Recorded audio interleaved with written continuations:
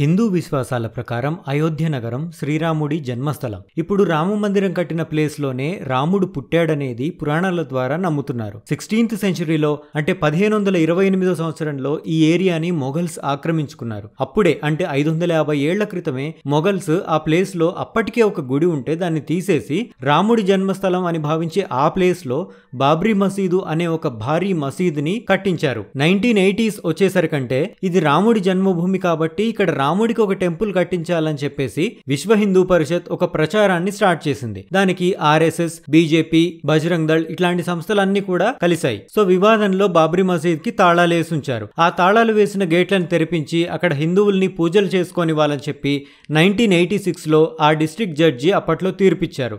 ఈ తీర్పుతో హిందువుల ఉద్యమానికి బాగా బలం వచ్చింది. అలా ఈ ఉద్యమంలో భాగంగా అప్పట్లో బీజేపీ టాప్ లీడర్స్ లో ఒకళ్ళైనటువంటి ఎల్కే అద్వానీ గారు రామ రథయాత్ర అని చేశారు. అప్పటికే సంవత్సరాలుగా ఈ విషయంలో మత ఘర్షణలు బాగా జరుగుతూ ఉండేవి. అట్లా 1992 డిసెంబర్ 6న అయోధ్యలో 16th సెంచరీలో కట్టినటువంటి బాబ్రీ మసీద్ ని ఆర్ఎస్ఎస్, హిందూ విశ్వ పరిషత్ వర్కర్స్, బజరంగ్ దళ్ నేతలు దాదాపు 1,50,000 మంది వరకు అందరూ కలిసి బాబ్రీ మసీద్ ని కూల్చివేశారు. సో ఈ ఎఫెక్ట్ తో దేశంలో హిందూ ముస్లిమ్స్ వద్ద బాగా ఉద్రిక్తతలు ఏర్పడ్డాయి. దీని ఎఫెక్ట్ ఏంటంటే కొన్నేళ్ల తర్వాత కూడా గుజరాత్ లో దీని మూలంగా అల్లర్లు జరిగాయి. వాటినే గోద్రా అల్లర్లు అంటారు. ఫుల్ వీడియో కావాలంటే డిస్క్రిప్షన్ లో ఉంచుతున్నాను, చూడండి. సరే, మసీదుని తిరిగి పునరుద్ధరిస్తామని చెప్పేసి 1992లో అప్పటి ప్రధానమంత్రి పివి నరసింహారావు ప్రకటించారు. అయితే దీని మీద ఎంక్వైరీ చేయడానికి అని చెప్పి ఒక కమిషన్ ని కూడా ఏర్పాటు చేశారు. ఈ కమిషన్ 17 సంవత్సరాల పాటు విచారణ చేసి 2009లో రిపోర్ట్ ఇచ్చింది. ఈ మధ్యలో ఎన్నో కోర్టు కేసులు, బాబ్రీ మసీద్ ని కూల్చివేయడానికి కారణమైన వాళ్ళ మీద కేసులు నమోదయ్యి అవి కోర్టులో వాదనలు జరిగి లెక్కలేనన్ని సార్లు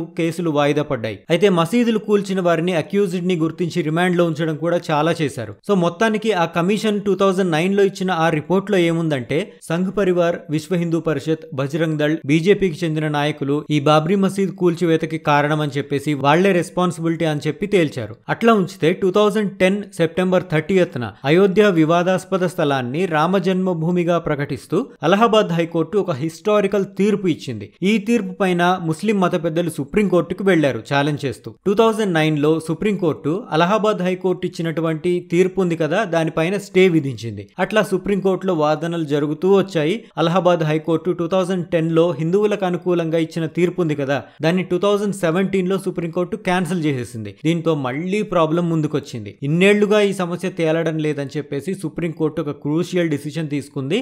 అదేంటంటే 2 ఏళ్లలోపే బాబ్రీ మసీదు కేసులో విచారణలంతా పూర్తి చేసేసి తీర్పు వెలువరించాలని చెప్పి ఒక గడువు అయితే విధించింది. అట్లా 2019 ఏప్రిల్కే ఆ 2 years గడువు కంప్లీట్ అయిపోయింది. కానీ వాదనలు ఇంకా కంప్లీట్ అవ్వకపోవడంతో ఇంకొంచెం గడువు పెంచారు. అట్లా మొత్తానికి 2019 నవంబర్ 9న సుప్రీంకోర్టు ఒక హిస్టారికల్ తీర్పు ఇచ్చింది. అదేంటంటే ఆ స్థలం రామ జన్మభూమి అని చెప్పి అక్కడ రామ మందిరం నిర్మించుకోవచ్చు అని చెప్పేసి చెప్పింది. అట్లాగే ముస్లింలు మసీద్ కట్టుకోవడానికి మరో చోట వాళ్ళకి స్థలం కేటాయించాలని కూడా తీర్పు ఇచ్చింది. మరి అప్పుడు బాబ్రీ మసీద్ కూల్చడానికి కారణమైన వాళ్ళు అందరూ ఉన్నారు కదా, వాళ్ళని కూడా నిర్దోషుల కింద సుప్రీంకోర్టు తీర్పిచ్చింది. సో ఇదన్నమాట. హిందూస్ 500 ఏళ్ల నుంచి పోరాటం చేస్తుంటే ఇన్నేళ్లకి సుప్రీంకోర్టు అంటే 2019లో తీర్పు రావడం, ఆ తర్వాత గవర్నమెంట్ వెంటనే రియాక్ట్ అయ్యి 3 ఏళ్లలోనే అక్కడ అయోధ్యలో రామ జన్మభూమిగా భావిస్తున్న చోట రామ్ మందిర్ ని నిర్మించింది. సో ఫైనల్ గా ఇప్పుడు ప్రాణ ప్రతిష్ఠ జరగబోతుంది. సో ఈ వీడియో మీకు నచ్చినట్టయితే ఈ వీడియోని లైక్ చేయండి, షేర్ చేయండి. అట్లాగే డీటెయిల్ ఎడిషన్ తెలుగు ఛానల్ ని సబ్స్క్రైబ్ చేసుకోండి. మరిన్ని ఇంట్రెస్టింగ్ వీడియోస్ వస్తూ ఉంటాయి. అట్లాగే సోషల్ మీడియాలో కూడా ఫాలో అవ్వండి. Thank you for watching.